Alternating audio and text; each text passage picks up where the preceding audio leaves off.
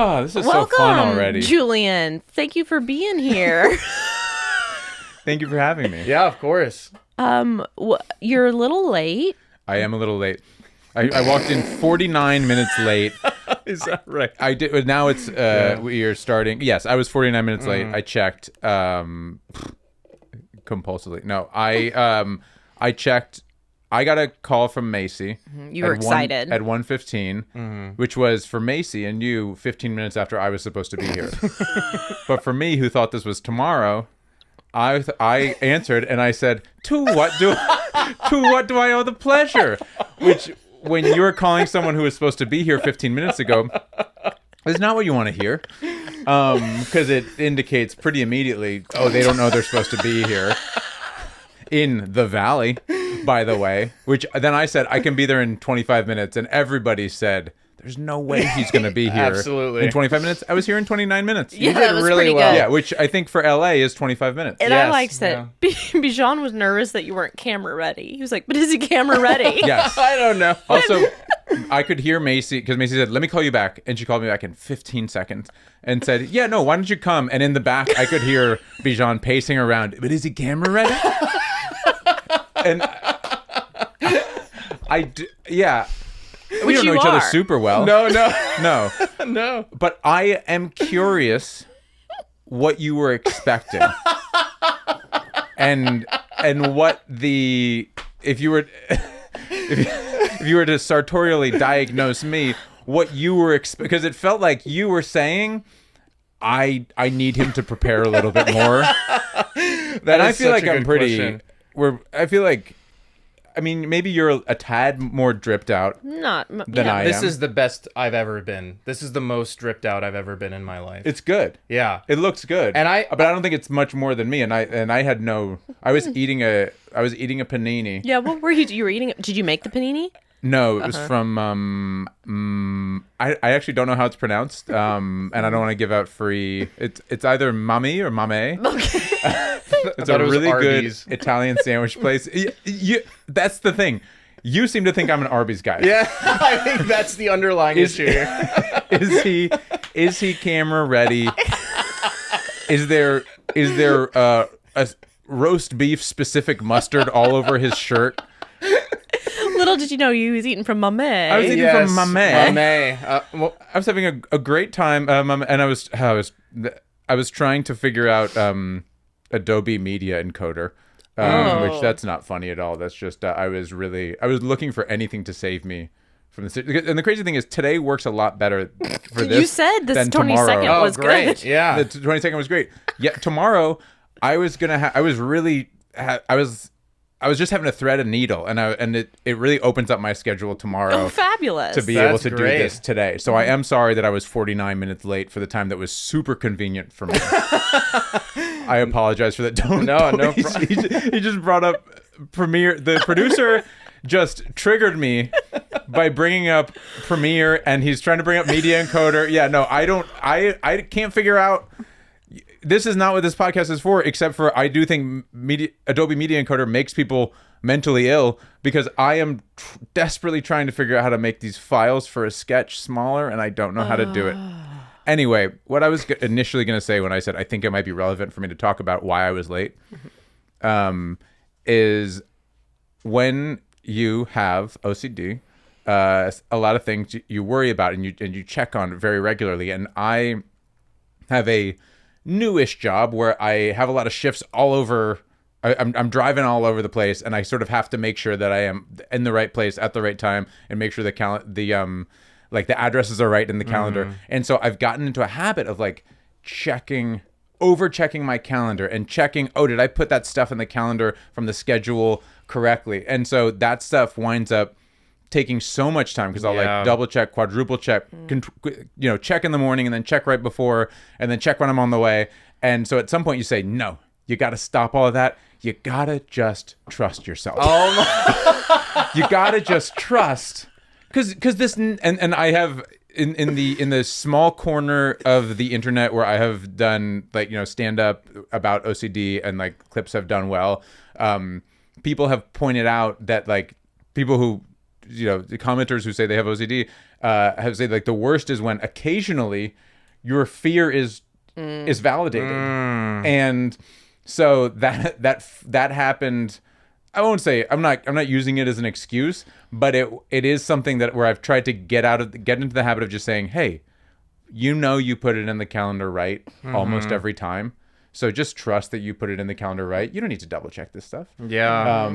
And so because I didn't do that, I was 49 minutes late. Oh my gosh. I mean, I wonder if it's kind of like an exposure in itself. It's like what is I think you think about like, what is the worst thing that could happen?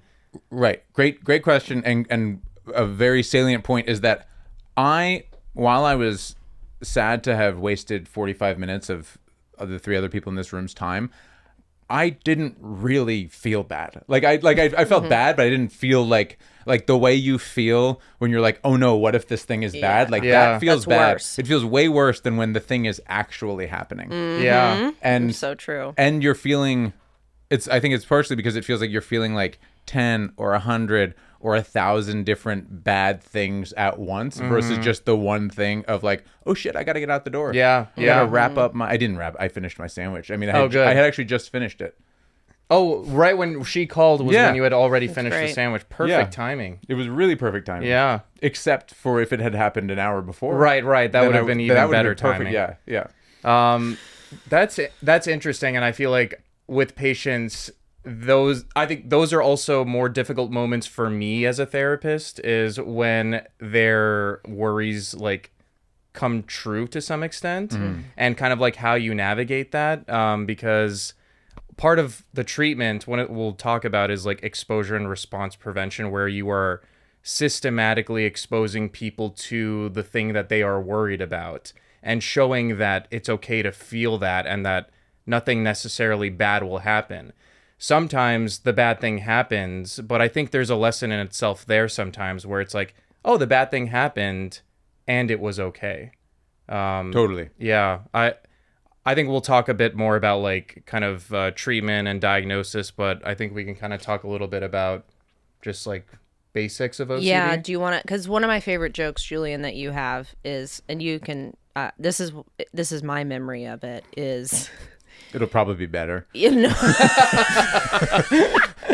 Is you get so annoyed when people claim to have OCD when really they just like to wipe down the counters or whatever it is. Yeah. Yes. Yeah. It's the specific thing I bring up is when people are like, they have a color-coded bookshelf and they're like, oh, I know I'm so OCD about decorating. And I'm like, no, you're not. That looks nice. That's actually great. Yeah. And that like OCD would be being like, okay, I want to, okay, I saw the color-coded thing in Architectural Digest. That looks cool. But, but then like these size books are weird. These are weird next to each other. And like, is this too much? Am I being too much of a thing? Am I being like, and then you've got all the books on the ground and you're like, yeah. Will I ever have a family is the sort of the thing that it goes back to. Yeah. Oh my gosh. Spot on. Yeah. Spot on. Yeah. That's like the big difference. But I think like we could start by just talking about what actually is OCD. Yeah. So for people who are listening, OCD stands for obsessive compulsive disorder. And it's a mental health condition where people experience two main types of symptoms: obsessions and compulsions. So obsessions are intrusive, unwanted thoughts, images, or urges that cause a lot of anxiety, like constant fears of harming someone, contamination, or things just not being right. And compulsions are the actions people do to try to neutralize that anxiety. So they'll wash, they'll check things, they'll count, they'll repeat things in their head. And like Julian was saying, enjoying organization is not OCD, and OCD is not enjoyable. It's distressing, it's time consuming, and can really interfere with someone's life. And I think your joke does that so much justice. I mean, it is not this quirk. It's this like thing that is just driven by anxiety. Yeah. And I think the people who, I understand why people misuse OCD, but another thing, because sometimes I'll talk to friends, or I'll be like sort of pushing someone, and they're like, well, no, you don't understand. Like, if I don't go to bed at 9:30, then like I am going to be like so out of whack tomorrow.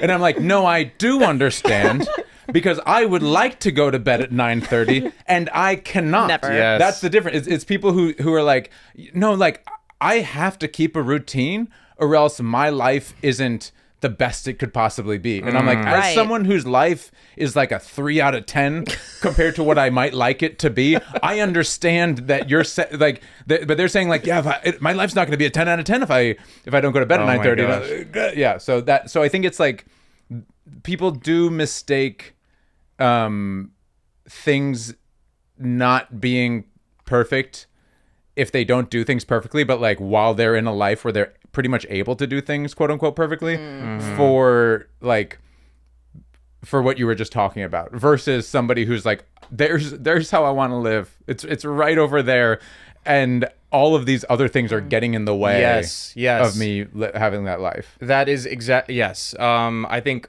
the biggest misconception with OCD and just like this concept of being tidy is exactly that. Like, I think there's this concept in psychology called like something that is egosyntonic versus egodystonic, which means, is the thing I'm thinking in line with what I want? If that's the case, it's egosyntonic. If it's not in line with what I want, it's egodystonic. The thing with someone who's like type A or someone who's like really neat is that it's in line with their values. It's they want that to be the case. They're happy that they're like organizing things and they feel good afterwards. OCD is exactly the opposite. You would like things to just, you don't want to worry about this stuff, but all of these intrusive thoughts and worries are getting in the way, and you don't want them to be happening, but they just happen anyway. Like, that is kind of the underlying difference between just being tidy and having OCD. Can I just say, egosyntonic versus egodystonic? I am so excited to be about to weaponize the fuck out of those words. And internet, so are you. Okay, that is some therapy talk that is about to absolutely sweep the nation. Because I do think, I mean, like, and this is an atomic bomb that I feel like we're unleashing, because that is just, everybody should be arguing about that, because it's like, I feel like, I mean, and I do have one friend in particular who I argue with lightly about anxiety with this, where he'll be like, if I don't do these things, like he's got it all together. It's all working out. And he's like, but if I didn't do these things, then I would be so anxious. I wouldn't be able to handle it. And I'm like, but you're able to do the things. Yes. Right. And this is not fair or good, but like, if somebody is living with anxiety, depression, whatever, and it's not stopping them from living the exact life they want to live, I kind of don't care. Yeah. Like I kind of think we all, and maybe that's just my perspective of having, and I do care. You know, I care about, most conversations with me is like, unequivocally, no. But also yes. But of course, yes. I can see the nuance between it. Yeah. But at the end of the day, of course. Unequivocally no, but at the end of the day, of course. But I think it would be helpful to be able to talk about things egosyntonic, egodystonic. What is it? Yeah, that was Okay. it. Yeah. Cool. Yeah. Sounds like a new teen romance. The first volume and the second volume. Egodystonic is the second one. Like, first things were okay, but now things are off. Yes. Yeah. That's about to be a some sort of like Fourth Wing Absolutely. fan fiction that somebody writes. Fairy sex, yes. Yeah. The Divergent series. theory. I was actually thinking of Divergent. Yeah. That's exactly what it is. Divergent, insurgent, allegiant, Egodystonic. And- or egosyntonic, egodystonic. Egodystonic. Or no, it ends with egosyntonic. Wouldn't that be nice? That would be. It's a happy Yeah. ending. I like that. But to your point about, like, if it's not getting in the way of your life, then quote unquote, I don't care. I mean, like, that's not just you.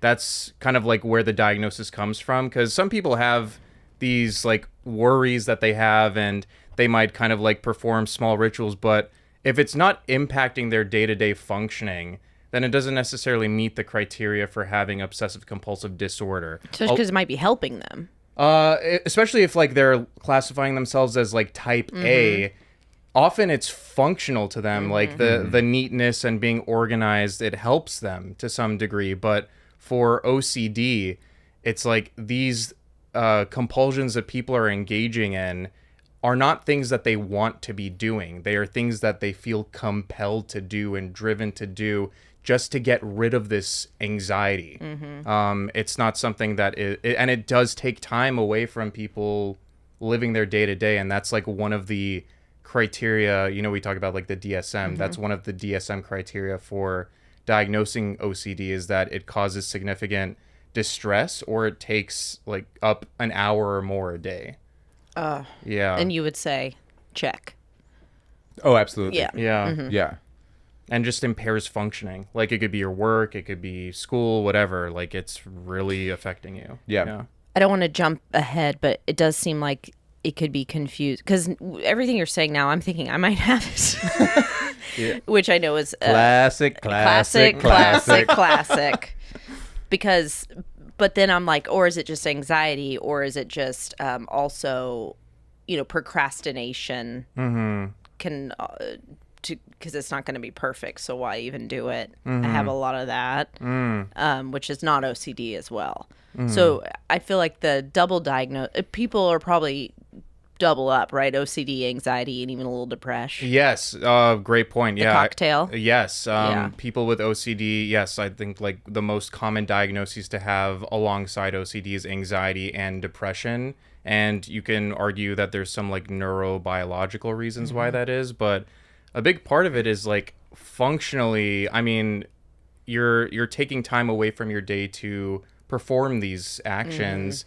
It might impact your functioning. You're not able to do what you need to do, and then you feel anxious because all these things are piling on, and then you feel down because you're not doing what you need to be doing, and you might internalize it. So a lot of that can also just kind of come with OCD. Oh, because you're asking a bit about like the difference between anxiety and OCD. Yeah, because now that you just said all that, I don't have OCD anymore. Yeah. I realized. Oh, because that did not feel... Because I don't do anything. You're cured? I'm cured already. Wow. Dude, I'm so good, dude. Yeah. Because I don't do anything in, like, I don't have habits. I just put off doing things. I feel like my life could be a 10 out of 10, and I don't do certain things to make it that way. And they're habitual. Like, I have this dream of reading before bed, and I just can't. I have to watch TV, and it's like I just cannot. And my brain, like I can't. And it's so hard for my brain to shut down every night. And then I'll try to not, because I'm like, the blue light is bad, and so then I'll just listen to 30 Rock, and not watch it. And it's just really hard for me to do some things, but I'm not necessarily replacing it. It's not like, which I feel like is maybe a key thing. Yeah, I feel like what you're describing feels like a very normal ambivalence of the human condition. Like you just like want to make a decision. You want to do something different, but and I'm not doing it. There's other things that are kind of getting in the way with it, but it's not this underlying intrusive like worry or image or urge that you're having that you feel compelled to mitigate or negate by doing some other action. And I think Maria Bamford has OCD, and she just talked about it too. Yeah. And do you think the whole like not being able to like do the things you want to do, get everything ready that you want to get ready is why you were concerned that I might not be camera ready? That was coming here today. Honestly, it's I do want to answer that question. That I feel like that was more a statement on me, because I feel like if someone called me in the middle of the day at like 1 p.m. and like it is a compliment to you that you just come here and you're always camera ready. Always camera ready. Yeah. You're a star. Yeah. Yeah. No, it was the perfect. I had just gotten home from a job where I had to be somewhat presentable, and so I was ready for that. And then the call came at just the right time. You were very humble, great, though. You were like, my hair is, but I'm like, you have got great hair. Yeah. Yeah, but sometimes it's a little too greased up. Okay, I see. Oh, it looks good. Yeah. Yeah. Thanks. I mean, this took time, and it doesn't even look that good. I think it looks great. Oh, thank you. Yeah. I was The fishing curls, for something. yeah. My hair's gotten a lot more wavy over the last few years. Have you noticed that? I have. Yeah. I never said anything. Yeah. I'm glad. Well, I wish you did. Sorry. It's okay. That was me just doing you. Thank you. Spot on. Yeah, you can do me next. Okay. You can do me next. That was pretty good. Have you seen any of his? No, I haven't. You would die. I need to see. Yeah. Everyone agrees it's my best stuff, and I'm like, but the stand-up's pretty good. No, also, the stand-up right? is. I think it's just that it's different. It's novel, yeah. Where can people find it? Spotify. You can find. I've got a couple of some live tracks, stand-up and music on Spotify. Julian Stern, and just Julian M. Stern on Instagram. That's where most of my stuff. And That's the Sternal awesome. Journal, my Substack. I Yes. guess, because, Oh, cool. You're Can't on forget about Substack, the Sternal too. Journal, yeah. But you were with the anxiety versus OCD question. Yes. This might be skipping ahead a little bit, but so I got diagnosed when I was 10, and I went to a therapist because I was having a lot of just like very irrational fears. Like I was obsessed with the book series Animorphs. In a lowercase o obsessed, but I was also very, very, very scared of the Yeerks, the bad guys in the Animorphs books. I don't know if you don't know what Animorphs is. It was a young adult book that was very popular at Scholastic book fairs in the 90s. The covers are kind of memes now. You see a kid, turning into an animal in like 5 different variations. And I was in the flip book. They had the flip book at the bottom. Yeah. And I was genuinely so scared that going from elementary to middle school, I was like, I remember talking to a friend at a sleepover, and I said, we were talking about what we were worried about, and I was like, yeah, but it's also, what if everyone is an alien? What if everyone has secretly been replaced by an alien? Which is essentially what happens in the Animorphs. Yeah, the Yeerks are the bad guys. They're slugs that go into your brain and just take over your body and your brain. So they're gosh. So they have access to all your thoughts, and they're able to fully impersonate you and live your life, and you're just trapped and along for the ride. That's horrifying. This was a children's It was book? they were for Young middle adult. school. Young adult? Oh my gosh, dude. Yeah. If I read that in middle school. 12-year-olds are adults. You're right, Macy. Absolutely. Yeah, Macy believes that by every legal metric, 12-year-olds are adults. Absolutely. She was talking about that a little bit more. I say grow up. And so I was concerned that like it was new teachers, that everyone was actually going to be an alien, that they might be taken over by Yeerks, because that's what happened to Jake and Marco and all of their friends in the Animorphs books. And it was taking over my life so much that my parents were like, you have to stop reading these books. Wow. And I had to go see a therapist. And there were other things, like I really wanted, like if I had like a glass of water, I would want an even number of ice cubes. And I also, with the locks, like I had to check the locks. I had to, like the deadbolt, I had to test the deadbolt individually, and then I had to test the doorknob lock individually. And then I was like, well, what if I forgot about the deadbolt? What if I'm thinking of another day with the deadbolt? And so I would check the deadbolt again, and I would just check until my dad yelled at me, and then I would go to bed. For the Animorph one, was there a compulsion that you would do to help like decrease the risk of the slugs taking over? Yes, and this is also in my stand-up, but I would sleep with, so the way they go in through your ear, and so I would sleep with I would sleep like on my side with my bottom ear folded shut, as I like to point out in my stand-up, until I was in college. Wow. So I had sex with a woman, and I was like, well, then flipped your ear over. Better shut my ear so the aliens don't get in. And Wow. Wow. Does that hurt though? There's lots of it. To flip it down, and you got distracted. You were imagining me having sex. That was part of it, but I was also thinking, what was I? Was I camera ready? Yeah, were you camera ready when you were having? No, what was I gonna ask you? Well, you had a question. Well, I was just really curious if like you had any issues with your ear or sleeping on it. I mean, like the thing is, I was not actually scared still in college of the Yeerks, but I was. But it was just, I was so used to it. Like I had to unlearn that behavior. Like I think it was possibly because somebody who was sleeping in my bed was like, why do you do that with your ear? And I was like, oh, Yeerks. Yeah. I guess I don't need to do that anymore. That was my question is, did you realize, like at what point, even throughout childhood, like did you feel like those thoughts were illogical or irrational? When I was a child, I don't really know. I specifically remember being at that sleepover and my friend being like, but there's not going to be aliens. And I was like, but what if they are? Yeah. And I think there is a it's like kind of intellectually, I can understand just how unlikely it would be for the school to be taken over by aliens. I think I'd also seen The Faculty, which was a movie about where I believe aliens infiltrate a school and some high schoolers have to like take on the principal who's an alien now. And so that had all just sort of like gotten into my head. But it's just like, and even today with the stuff that comes up, like the awareness of it being irrational is completely irrelevant. Like it's not like more recently, but like in the past, like because I also flying was always a a thing, and I had a really really bad bout, probably my worst bout as an adult, like 5 or 6 years ago, because I was flying for weddings a lot. And I remember I had like 3 days in a row, 3 different flights, and they were all really turbulent. And it just like, I had been fine with flying for a while. I hadn't been as good about it in college. And then it was like, I knew that had some friends getting married in the in the UK coming up in like 4 months or something like that.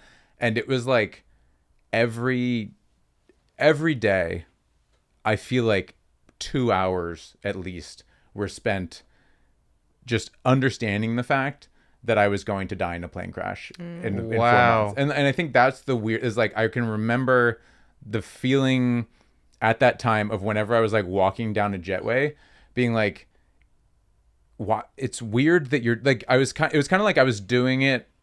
Like, I was like, I know I'm going to die. And yet I'm still getting on this plane. Wow. 'Cause it would be embarrassing if I feel like I was still getting on the plane because I would be embarrassed to be like, well, I can't get on the plane because then I'm going to die. And then if the plane is fine, it's like, well, that's because I wasn't on the plane. And so I genuinely had the feeling of like marching to my death. Wow. Every time I got on a plane. That is brutal. Was there a reason you thought that you would die? Like you figured it would crash? Did you? Oh yeah. Have a thought of like why it would crash?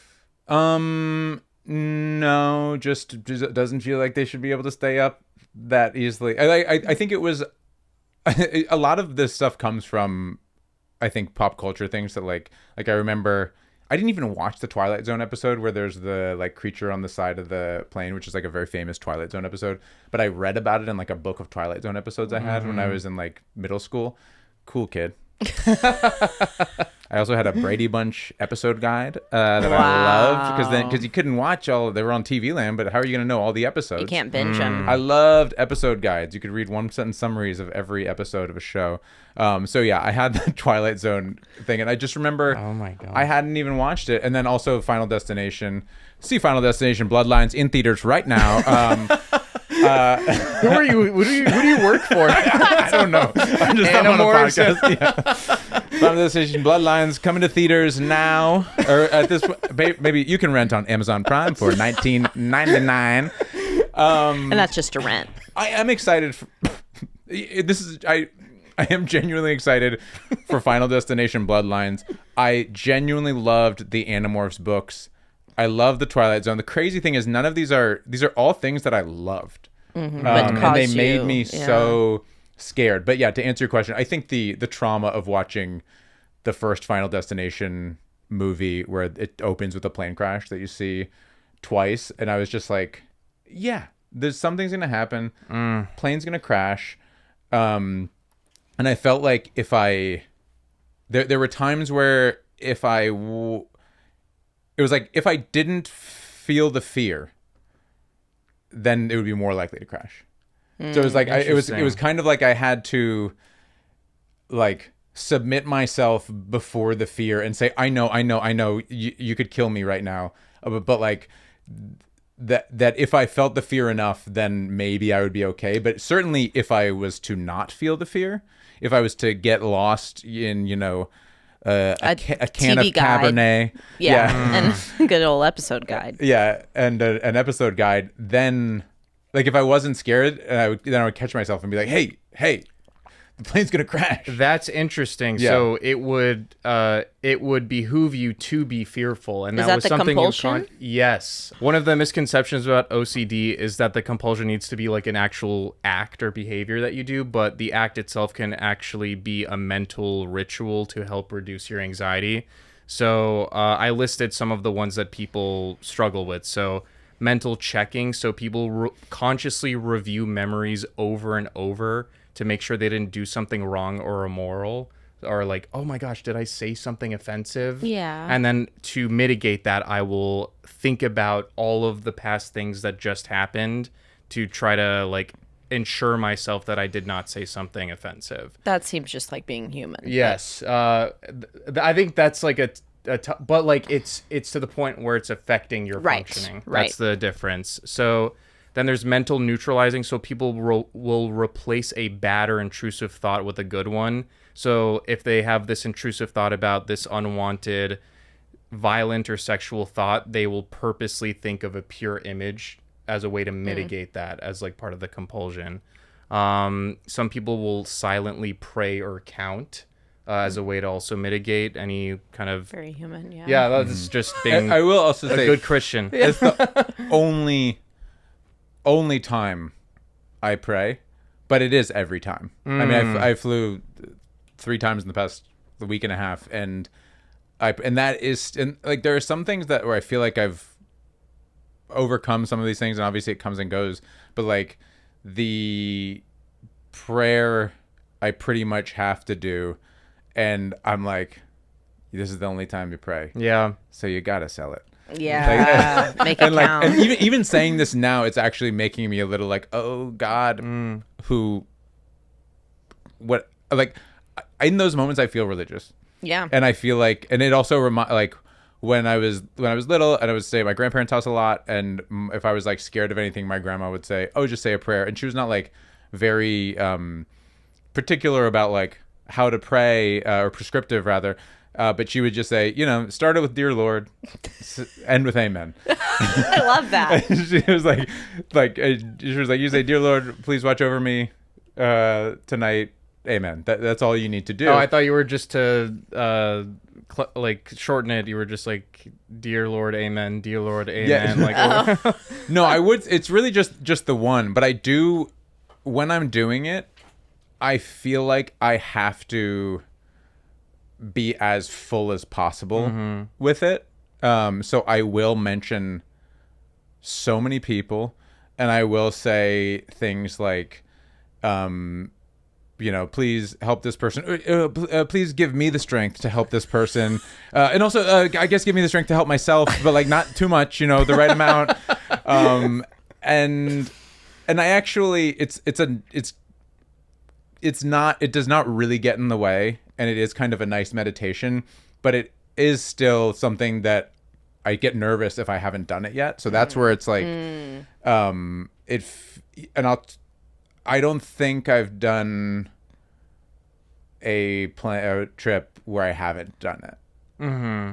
And there's a lot of like, I got prescribed a 0.5 milligram of Ativan when I started flying again after the pandemic. Yeah. Because that was sort of like the pandemic helped my flying anxiety because I didn't have to fly for a couple of years. And then I was like, I'm a little scared. And the doctor gave me what everyone has told me is probably placebo level amount of Ativan. you said 0.5 milligrams? 0.5 milligrams, That's a pretty low dose. Yeah. So I don't notice anything. But even I didn't take it. I've tried not taking it and I've been fine. But like I'll still say the prayer, and like that's definitely, that feels compulsive versus just like, certainly versus religious. And like, this is interesting because this speaks to how sometimes the OCD diagnosis can be unclear and a lot of people go undiagnosed. I think this would be an easy, like, it could make sense that it would be just like a specific phobia of flying. If someone just came in and were like, I pray when I get on planes and I'm really worried that something bad will happen, that could just be classified as a fear of flying. And I think it would be easy to fall under that. But I think it's like the way it impacts your life outside of just those flying, like when you're flying. I think that's what separates it a lot from just anxiety or a phobia versus obsessive compulsive disorder. Like there was a time where even if it was 3 months out, like I would not be comfortable in my day-to-day life if I had a flight on the books or if I knew I was going to have to go someplace where I was going to have to fly. Really intense. And now I feel a lot more chill about that. And it's sometimes like I was talking to a friend the day before, and the friends kind of now know that like flying was my big trigger for a while, so they'll like ask how I'm feeling about an upcoming flight. And I was like, I almost feel like I have conquered this one. Like I was like, I feel like I'm so good with it, like that I could happily die in a plane crash now. Like not actually, like I would not actually, but even saying that is something that like I wouldn't have been able to, like I would have been scared that I was jinxing something. If I had said, yeah, no, I'm not scared of like I wouldn't have been able to say I'm not actually that scared of flying anymore. I'm feeling a little bit of like something in my chest even as I'm saying it right now. Yeah. But like I wouldn't have been able to say it. I would have been sure that like that would have like ensured that I was going to die. That's a huge sign of progress. Yeah, like it's still a little bit present with you, but it is no longer having that chokehold that it once did. Like it was really just something that was like consuming you, it sounds like. Yeah, that's great. But I was gonna say the thing with, I went to a therapist when I was 10, got diagnosed Zoloft at the time, and I like, would go somewhat regularly. I don't know exactly how long, maybe like less than a year, I think. Yeah. And then the therapist was like, I think like this is cool, I think we can take him off the Zoloft. And it seems like things have like chilled out a little bit. And so like I always knew it was there, but I wasn't as actively like dealing with it. And then like probably a decade ago when I was like got back into therapy, I was like, and this thing, like I got this thing, OCD, like I don't know to what degree. And the therapist was like, yeah, I mean like that sort of comes and goes, and like yes, it can like dovetail with anxiety a lot. So I was just saying, if I hadn't gotten that diagnosis at 10, I don't know necessarily that I would have gotten a diagnosis. And I think there are plenty of times where if I'd gone in, it would have felt mostly like anxiety or depression. But there are those things that like it does feel obsessive and compulsive. Yeah, because you don't have too many outward rituals or compulsions, do you? Like, are you doing physical acts? Because I'm the ones you talked about, a lot of them were mental. Like you were thinking to yourself prayers. Is that right? Yeah. You didn't get on the loudspeaker in the plane? Dear Lord, please fasten your seatbelt. Dear Lord. Oh, dear Lord. Dear Lord. Yeah. Amen. Did you have physical like rituals or compulsions? Because outside of, well, it sounds like the ear one was kind of the ear one, and the sort of evenness thing, like with like I needed like even number of ice cubes, or like if I would like rub my eye, I would need to rub my eye on the other side. The like symmetry everything had focus. to be symmetrical. And I think part of that, like I remember getting very obsessed with just like,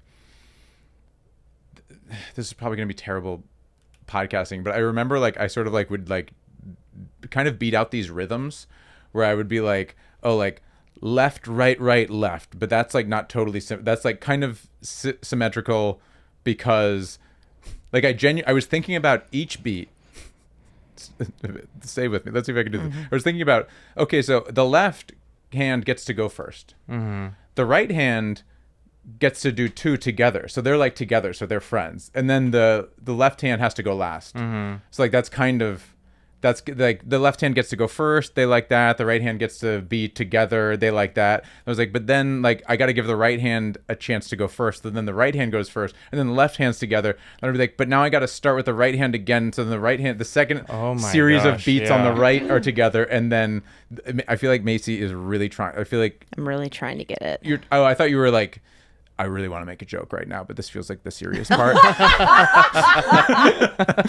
No, my only thing is I really definitely don't have OCD hearing this. Wow. And I just remember, getting very, and like, that was less of a like I have to get this right and more of a like, oh, this pattern is fascinating to me. Yeah. And I think that's not to like, I don't think that's like, we have established that like OCD is not about like making things neat and stuff, but like with my musical comedy, like just being able to have a, however many bars of a backing track that I know I have to write lyrics to, all of that, and I just am going to listen to this backing track over and over and over again in a room with a sheet that I am just going to fill up with lyrics, and then once I have the lyrics, I am just going to listen and sing or rap them over and over and over again to the point that like they are imprinted on my brain. When I'm in a God willing, in a nursing home in 60 years, I will not know my loved ones' names, but I will know all of the lyrics to the Poop Train song. Yeah. And I'll be singing it. all the nurses go, oh yeah, there's that Poop Train song again. Yeah. Play us a rotisserie chicken one now, would you? He's talking about Spotify. He says it's on Spotify. We don't know what that is. Oh my gosh. So do you feel like it's impacted your arts in like a positive way? Yeah, because that sounds like that's kind of good. That's a good.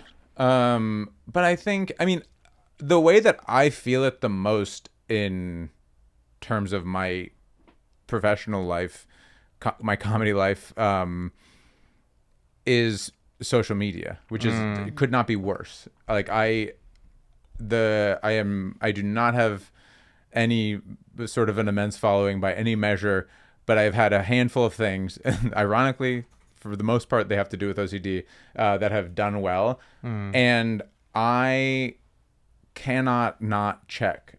When I know that there's going to be new likes or new comments, I cannot not look at it, to the point that I now pay $60 a year for an app that stops me from opening Instagram or a TikTok, except for the certain amount of times that I'm allowed to open it for a certain amount of minutes. And it's just, I get really, and obviously social media addiction is such a prevalent thing that affects a lot of different people in different ways. I do feel like it aligns with the like compulsion, like the feeling of being driven to do something even though you don't necessarily want to do it. Yeah, I have no interest in, like, I wish I could delete social media. Professionally, it doesn't feel like I can, but it is definitely bad for my mental health. Yeah. And I think it's bad for pretty much everyone's mental health. Yeah. But it feels like I feel like it gets so in the way because I get so kind of like,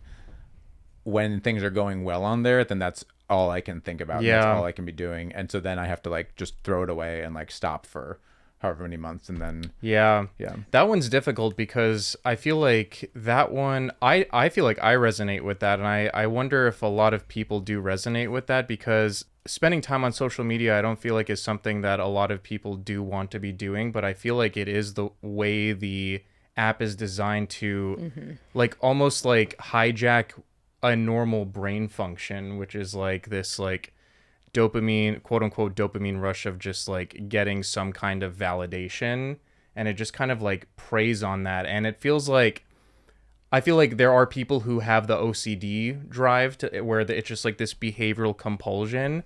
I also feel like it touches on that like ambivalence thing that you were talking about, that it just feels like a quote unquote like normal brain function of just being ambivalent and also just driven to do something even though you don't necessarily want to be doing it. Yeah, you know it's bad for you, but you do it anyway. Yeah. Is very common. And not necessarily.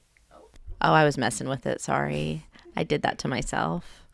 I know it's bad for me and I do it anyway. Yeah, I feel like a lot of us do that, but it's I think it speaks to why people often might feel like they have OCD, because there is this fine line, I feel like, that you sit between whether it's do I actually have something, or am I just kind of like having this ambivalence to do something or not doing it. And I don't know if this is jumping ahead too much. I would like to ask what Julian does now Yeah. and what people can do if they think they have OCD. Yeah, yeah. Do you think this was a good time, or should we go do? Yeah, no, different things? let's do it. I also want to at some point. I think we missed the topics of what are the different subtypes? Did we? Do Oh, we didn't do subtypes. Can you go up? It's like super Different types. contamination. Yes. These things. Yeah, these ones. Okay. Because then I think that might lead into Julian's like what he does currently. Okay. So I'll ask. Okay. You ready for this? Yep. Do you want to sip? Yeah. Let's all sip, dude. Let's all do a big sip. This water was brought to you by Bloodlines. Dude, I have Destination Bloodlines. that almost got me Out to in spit theaters right take. now. That legit almost. I haven't spit taked in years. Wow. That's awesome. Okay. My question is: are there different forms of OCD? Yes. Well, there's OCD. All of them fall under one umbrella. Like OCD is its own diagnosis in the DSM-5, but there's different like symptom categories that people have. Okay. So some of them that people have, a very common one is contamination. So people will obsess about germs. The Aviator. The movie. Aviator, yes, Yes. great example. What a guy. Yeah, it was a good guy. So that's contamination. Okay. You have harm in checking. So people obsess about causing harm onto others. Like, did I start a fire or did I hit someone with my car and not know it? So people will actually drive back and look over their route to make sure that they didn't. And that's the compulsion that they're engaging in. Another one is forbidden or taboo thoughts. So people have intrusive, aggressive, sexual, or blasphemous thoughts about hurting others. And these are thoughts that they do not want to commit, but they have them anyway because they're intrusive and they're deeply disturbing. And then another one is called scrupulosity, which is a type of OCD where someone worries way too much about being a bad person, quote unquote bad person, or doing something morally or religiously wrong, even when they haven't done anything wrong at all. So it's just this like obsession about their own morality. And yeah, they just. So somebody's got scruples. You've heard that, right? I have not heard that. No. Yes. If someone has A lot of scruples, we've all got scruples here. Yeah. What are scruples? Also, I like that it was the typo. It said scrupulosity, who is one of my favorite rappers. Scrupulosity. Oh, really? Oh, wow. Yeah, no. I totally bought that. Oh, me too. It sounds like a rap name. Yeah, Scrupulosity is a great album. I've got scruples. Yeah. Wait, no one answered my question. What are scruples? That's exactly what you're talking about. Oh, it is just morals? Yeah. That's what it is? Oh, Kind of. or it's like if you Good got stuff. scruples about something, it's like you have like maybe like misgivings, or you're like, I'm not so sure about that. Like I think It it's doesn't kind of like I align have with my rules. values. Yeah, I see. yeah, Scruples. yeah. It's a fun word. I've yeah. heard of scruples, but I'd never heard the noun Yeah. I think condition form. I think with the scrupulosity thing, I feel like that one doesn't get diagnosed too often, or it gets missed because I feel like it's very obsessional and people don't always have the physical compulsions. It's more of like the mental compulsions, like telling themselves, I'm a good person, I'm a good person, I'm a good person, to mitigate it. So I feel like that's an example of a type of OCD that can just get a delayed diagnosis or not get diagnosed at all. But for Julian, do you feel like, what are some of the symptoms that you feel like are more present in your life currently? I think the biggest one, I mean, this is the weird small one actually, but I go to the same coffee shop pretty regularly around the corner from my house. Koufax, I love it. It's great. Good burritos. Yeah, great burritos. You're a capitalism machine. They're genuinely. Yeah, look, I gotta make money somehow. Yeah. Absolutely. I gotta pay for all these flights now That's that I'm right. not scared. Yeah. And you know, to be camera ready, of course. I will genuinely maybe be a little bit embarrassed if any of them were to ever see this. So, but I hope that the podcast gets big enough that happens.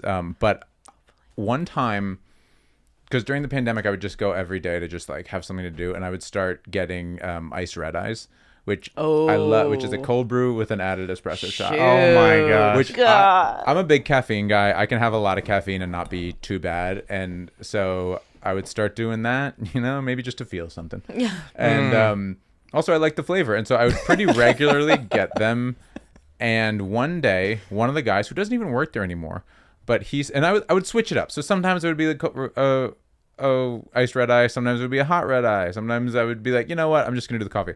But one day, the guy who worked there said, you know what, every single one of our customers who like was a red eye person fell off. They eventually stopped getting red eyes. You're the only one who's stuck with it. And ever since then, I have not been able to not get a red eye.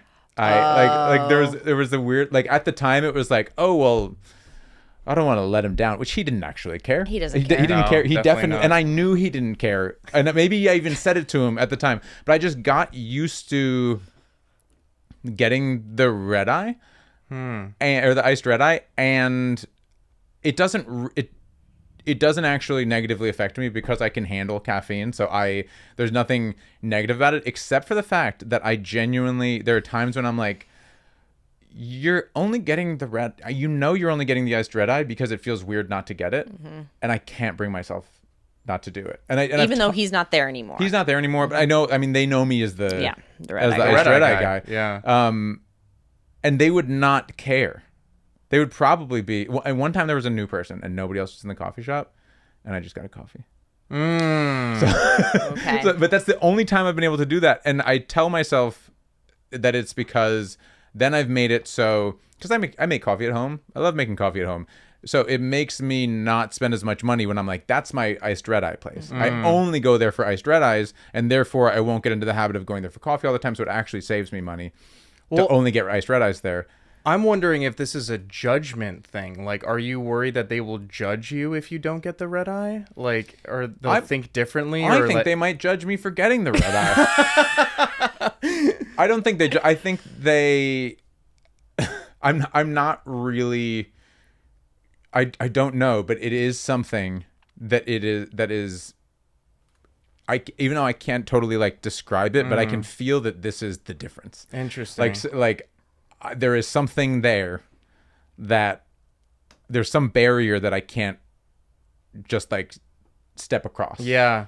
And so that doesn't, and I love red eyes. I had one yesterday. I had a great time. I'm always like a little, and everyone has, maybe, I don't know, I feel like everyone has a little bit of like when you have a rapport with the coffee shop. Yes. You're like, yes. If you feel like it's off, then you're like, yes. oh God, what did I do? Yeah. No, I resonate with what you're saying because I'm a regular at a coffee shop, and Yeah. I feel like if I get they will comment on it if I don't get what I usually get.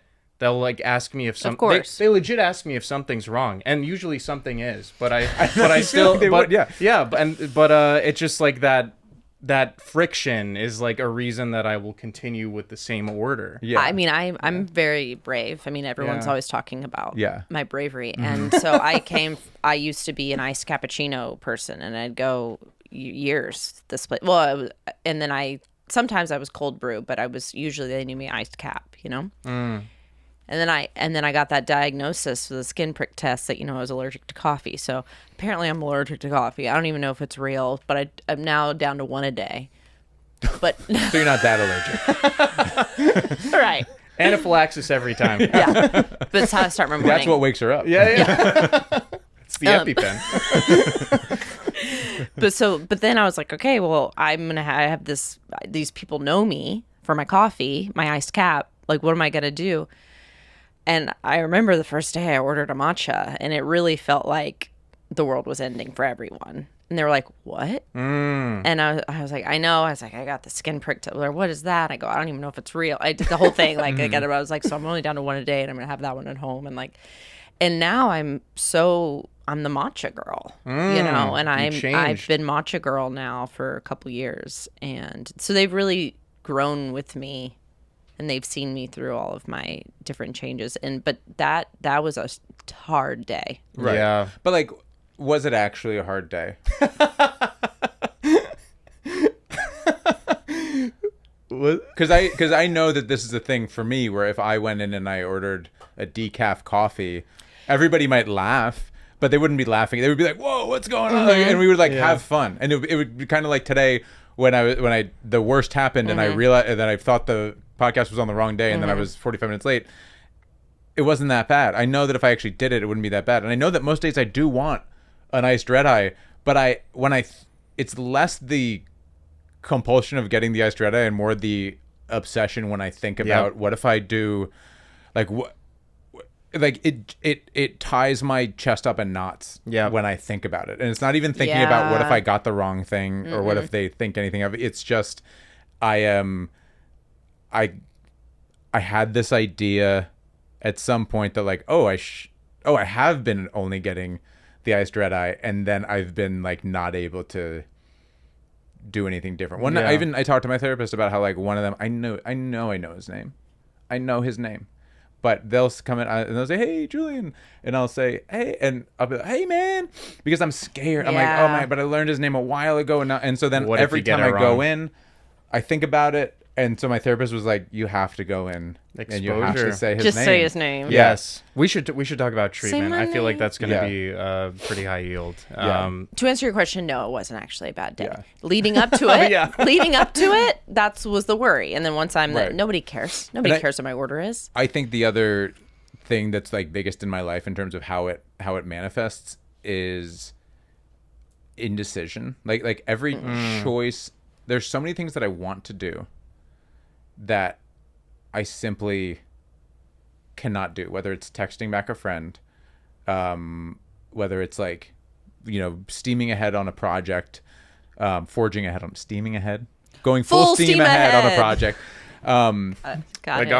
Trying like I get or like even in my personal life, like things that I know would be good for me or good for a friend or good for a loved one, and like I want to do, but it's just like I feel like I used to feel like it was embarrassment, but it's not actually. If you know me or learn more about me, I'm not normally someone who gets too embarrassed by many things, and it really is just like this block goes up, and I almost have to like build up a few of them and then like trick myself into doing a thing. And so like there's a friend who like had sent me a really nice text about a thing something I had sent him, and he was like, "This is awesome. Like, I want to help you with this." Like, I absolutely had every reason that I wanted to text him back, but then like a few days had passed randomly, and I was like, "Oh, now I need to send a longer text." And I'm always, but I'm, and I know people might be listening to this and saying, "But like, that happens to me. Maybe you do have OCD, but it's also totally possible that you have some much more manageable version of this, where like I am just constantly thinking about what are all of the worst case scenarios of both sides of a thing, and that just paralyzes me. And like to the point that I was recently looking up like indecision self-help books, and like I was like, what is this thing called? Like I have it is really, really, really, really hard. You'd have to decide on the book to read, though. I have to decide on the book. And I didn't order one for that. No. I think this would be a good segue to talk about. One is like diagnosis, because I think we talked about like how do you differentiate anxiety versus OCD, and then also like what do you even do about it. Getting a diagnosis of OCD, it's usually diagnosed by your therapist, your primary care doctor, or your psychiatrist. They'll often use like the DSM-5 criteria, so a person should have obsessions, compulsions, or both, and it has to be time-consuming or cause significant distress or impairment in your functioning. They'll make sure it's not due to another drug or medical condition. There's actually in children, you can get a bacterial infection, and one of the neurological effects of it down the line could be OCD. Whoa. So that's just one example of how it can be like come up medically, but so they'll make sure that there's nothing else like that going on. And then the difference between OCD and anxiety is that anxiety can frequently thinking about things that are distressing to you, but a big difference is the things that you're thinking about in anxiety are usually in line with what you're worried about and what you want to be worrying about them to some degree. You're like, I think it is normal for me to be worried about my finances and my work and my job stress and my relationships and my hair. These are all things that I am in line with. For OCD, you recognize that the things that you are having obsessions about are not in line with what you like want in your life, and they are just intrusive and, again, ego dystonic. That makes sense. Yeah, that's a big differentiator. And then another thing that clinicians will like make sure to rule out is sometimes people have repetitive behaviors that are not necessarily linked with an obsession. Like people with autism, they can have like things like hand wringing or like hand flapping and rocking back and forth. That could just be like a repetitive behavior. That's not necessarily a compulsion. So those are the things that people are looking for with the diagnosis. And then for treatment, can you treat it? Yes. We know, Julian, you had a little bit of Zoloft at one point. Do you think that helped? It definitely coincided with a time where I felt better about things. Like it was a very like, I remember I would say, even beyond the like Animorph stuff, I would be like, well, I'm scared of like them, and which was terrifying for my parents to have like a little boy who's like, I'm scared of them. So yeah. Oh yeah, I forgot. I also would sleep without covers because I was scared there'd be a fire and I would get tangled up. Yeah. For like a while, but I was just like, I had this like feeling like sort of like in the back of like when you like picture your brain or like close your eyes, where like there were these like beings, kind of like in the corners, but like I didn't even. But I was just like, it was, and I think it was just like I had this like fear, and that was sort of like how it was manifesting, or that's how it was representing itself, and it was just like underlying fear. And I do think like that part of it kind of got like I became less driven by that. Yeah. And you were doing medications and therapy, is that right? And were you doing a specific type of therapy? I don't know. I was 10 years old, so I don't remember exactly what it was. It was like talk. Well, do you recall like what they like? Were they doing any exposures, like or kind of having you imagine the monsters or any kind of thing where you were visualizing things you were worried about? Yeah, I think so. And I think if I like in the room, I would have been like, well, they're not monsters. No, what are they? I took offense to that word you used as well. It's like they never said monster. They weren't monsters? But he didn't say that. But I think there was something about how, for me, the vagueness was important. And so when it tried to get like narrowed down to like monsters or like what do they look like, I would be like, I can't really tell. Like that felt like I couldn't really, like I was averse to even thinking about that. I think you're maybe just a genius. It is treatable. Let's cover that.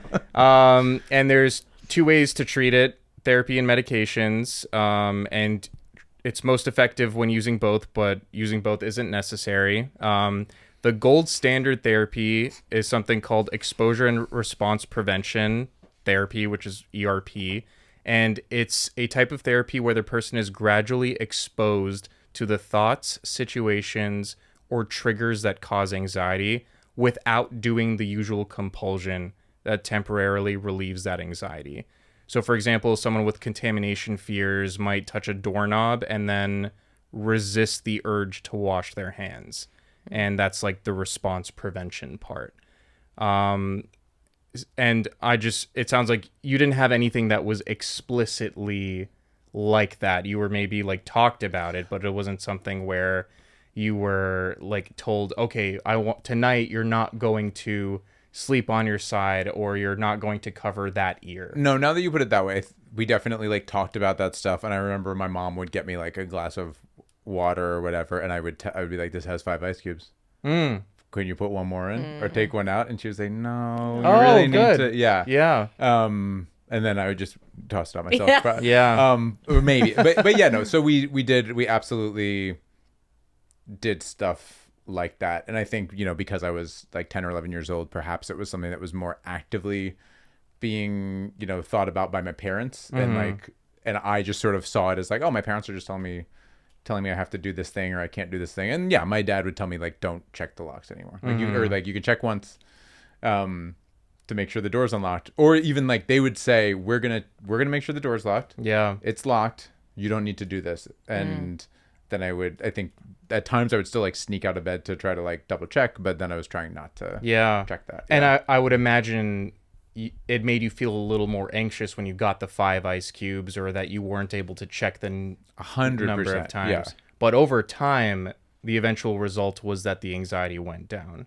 Yes. And part of that, back to the flying, like, I think that was knowing that, like, it is irrational that to think that you're going to die on this flight. And like, I was just as much going down out of like being embarrassed if I got off, as like I probably knew it's good for you to experience having been on this flight. Yeah. And like, now when I'm in turbulence, I'm able to think, you have been in turbulence before where you have been sure that the wing just fell off of the plane. I was reading a book about OCD called The Man Who Couldn't Stop. So we talked about therapy. For medications, usually what we use are SSRI, selective serotonin reuptake inhibitors. It's like Prozac, Zoloft, Lexapro, and Luvox. There are a few others, but one important point for treating OCD is that it generally needs higher doses than just for anxiety and depression, and it's also recommended to at least trial it for 8 to 12 weeks. So normally for depression and anxiety, they recommend you might start noticing changes between 6 to 8 weeks. But for OCD, you need higher dosages, and it generally wait longer until you expect to notice changes. But it doesn't mean that you will start noticing them 8 to 12 weeks. It can happen before. You just shouldn't stop like prematurely, because the effect could come in later. So, yeah. And then if you don't respond to the response rates for SSRIs are good. So about 50 to 60% of people respond well to them. And then if you don't respond to the combination of SSRIs and therapy, there's other options. They now have, you can add on different medications like antipsychotics, or there's also a tricyclic antidepressant you can use. And then if you don't use medications, you can also use brain stimulation.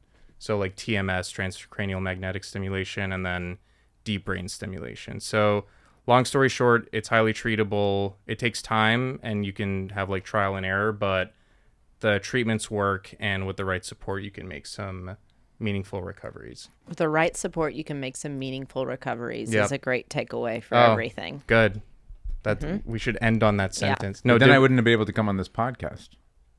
But you've had a meaningful recovery. You have. Yeah. But I also and I know we're ending it, but I think, especially for people living with OCD, I think it is important to, like, for me, I'm like, it's a meaningful recovery, but it might be for right now. Like I guess correct me if I'm wrong, because I'm curious about this. It's something that, like, you can relapse, yes, so to speak, into, and so it's like you can learn to manage whatever you're dealing with in the moment, and you know, hopefully that lasts for as long as it lasts. But then also, if there is some sort of spike, if there is some sort of relapse, like, just knowing that that's also part of the journey, and that's part of the process, and that, like, not feeling shame around that, or like everything has totally fallen apart. That's a great point. With treatment, a lot of people do get better, but in a lot of cases, some of the symptoms still remain. It's just not impacting them to such a significant degree as they once were. And in those cases that people are still having remnant symptoms, often like things like stress can bring on the symptoms again with like more severity. And that's something that can happen, and that's something that can be managed with therapy and medications. And it's okay if you have some like spikes in your symptoms and relapses. That can happen with like more stress than comes on. And I think it's important that we talk about it, and that you talk about it with like your like clinician, whoever that is, and that it's okay that it happens. That's a great point. Yeah. Thank you so much, yeah, Julian. Dude, thank you. This was great. This was a lot of fun. You were camera ready. I appreciate it. Yeah, I am sorry that I was late, but no, it worked out. I think it honestly made it better. It made it better. I agree. So maybe you're all welcome. I that think I was so. late. Yeah. Thank you. At Julian M. Stern. Now it feels uncomfortable. Yeah, no. No, yeah, we're. I did it at Julian M. Stern. At Julian M. Stern on Instagram, the Sternal Journal on Substack, publishes every week. Fun little things, find out about shows. I give little recommendations, and I'll definitely be popping this in whenever it drops. Hell yeah. Awesome. Thanks. Thank you. SSRI'M OK is produced by Dr. Bijan Zarrabi and Macey Isaacs, with artwork by Zoe Zaxon and music by Raul Garcia, edited by Katie Hedenbach. Special thanks to our sponsor, Pure Yoga TV.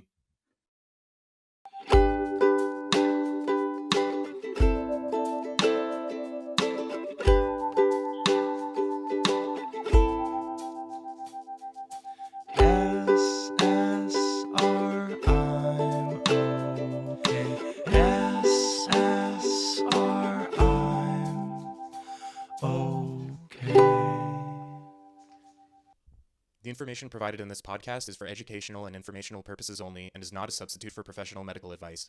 Always seek the advice of a qualified mental health or medical provider with any questions you may have regarding a psychiatric or medical condition. Never disregard professional medical advice or delay in seeking it because of something you've heard on this podcast. The views and opinions expressed by the guests and hosts are their own and do not necessarily reflect those of their affiliated hospitals or medical facilities. While we make every effort to broadcast correct information, we are still learning. We will double check all of our facts, but realize that medicine and psychiatry are constantly changing. We welcome any comments, suggestions, or corrections of errors. Lastly, any humor or satire used in this podcast is not intended to trivialize or minimize the seriousness of mental health issues. Listener discretion is advised.